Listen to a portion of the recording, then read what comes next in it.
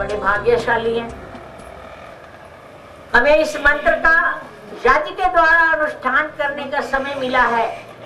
ये आप तो इंसान करता ही है।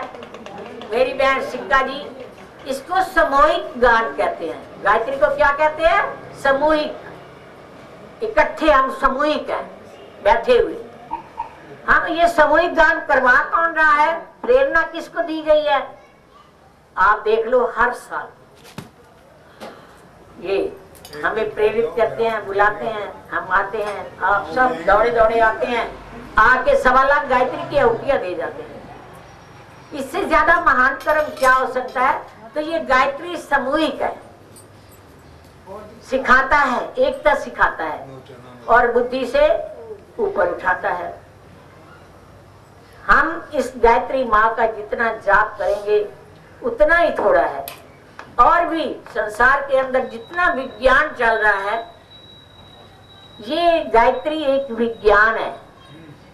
गायत्री मंत्र एक दीक्षा है जिसको हम प्राप्त करके अपने मानव जीवन को सफल और महान बना सकते हैं। विज्ञान ऐसे है क्योंकि हमने अथर्ववेद में इसको ब्रह्म रूप दिया है। ब्रह्म का मंत्र रूप ही ब्रह्म है। आप अथर्ववेद को उठा के देखिए, क्या अथर्ववेद में लिखा हुआ है? जितना विज्ञान है गायत्री का, उतना ही विज्ञान है हमारे ब्रेन के अंदर, दिमाग के अंदर हमारे परमात्मा का ज्ञान भरा हुआ है। कल हम बोल रहे थे कि इसको ज्यों खर्चे त्यों त्यों बने, बिन खर्चे घट जा। आप आहुति देते जा रहे हैं, क्या कोई काम हो रहा है? बहुत मिलता है। तो विज्ञान के अंदर आ जाता है कि ये जो संसार है परिवर्तनशील है, इसमें हम रह रहे हैं। गायत्री मंत्र के बाद परमात्मा ने इसका नाम क्या रखा? वेदों की रचना हो गई, चारों वेदों की। 20,379 मंत्र चारों वेदों के हैं हमारे पास, लेकिन उसमें गायत्री उनका क्या है? मैं कह रही थी प्राण। गायत्री प्राण है। जैसे हमें प्राण नहीं मिले, श्वास ना मिले तो क्या होगा? हम जब भी जू जू गाते चले जाते हैं, जू जू आहुति देते चले जा रहे हैं, तो इसमें हमारा ज्ञान भी बढ़ता जा रहा है।